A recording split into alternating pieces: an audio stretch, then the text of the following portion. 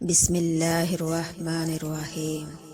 اللہ نے جن لوگوں کو تمہاری زندگی سے نکال دیا ہے ان کی فکر نہ کرو، اللہ وہ سب جانتا ہے جو آپ نہیں جانتے۔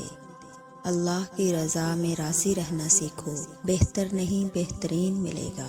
اپنے سب راز اس رب کو بتایا کرو، یقین مانو اس سے بڑھ کر پردہ رکھنے والا کوئی نہیں۔ وہ کن کہے گا تو تم گرتے گرتے سنبھل جاؤ گے۔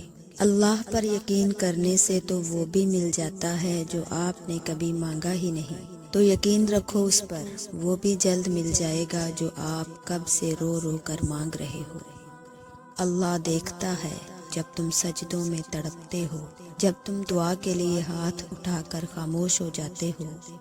اللہ کو اندازہ ہے جب تم صبر کرتے کرتے تھک جاتے ہو، جب تم بے بس ہو کر خاموش ہو جاتے ہو۔ یقین رکھو امید لگانے والوں کو اللہ کبھی نا امید نہیں کرتا۔ وہ راستے بھی دکھاتا ہے، وہ اسباب بھی بناتا ہے، وہ مان بھی جاتا ہے اور پھر معجزے بھی دکھاتا ہے۔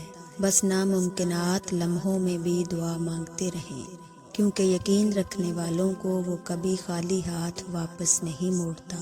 جب تم آزمائش سے گزر کر اللہ کی رضا میں راضی ہونا سیکھ لیتے ہو، تب اللہ تمہاری ہی چاہت مکمل کرنے کے لیے راضی ہو جاتا ہے۔ اللہ پاک جب مدد کرنے پر آ جائے تو لامعلوم سے ایسے سبب بنا دیتا ہے کہ نہ ہونا بھی ہونا ہو جاتا ہے۔ انسان یقین رکھے تو کیا کچھ نہیں ہو سکتا۔ جب ہم اللہ کی رضا پہ سر جھکا لیتے ہیں اور معاملات اللہ کے حوالے کر دیتے ہیں تو اللہ بھی یا تو ہمیں وہ چیز دے دیتا ہے یا پھر ہمارے دل کو ہمارے نصیب پہ راضی کر دیتا ہے۔ اور جب توکل کرو تو یہ مت سوچو کہ جو مانگا ہے وہ ملے گا کیسے، بلکہ انتظار کرو کہ جو مانگا ہے وہ ہر حال میں ملے گا۔ کب اور کیسے اس بات کا فیصلہ وسیلہ بنانے والے پر چھوڑ دو۔ ضرور قبول ہوں گی تمہاری دعائیں، یہ وعدہ ہے تم سے اللہ کا۔ اللہ تمہاری بہتری کے لیے تاخیر ضرور کرتا ہے، لیکن وہ بھولتا نہیں ہے نہ تمہاری دعاؤں کو اور نہ اپنے وعدوں کو، اور بے شک وہ اپنے وعدوں کا بڑا سچا ہے۔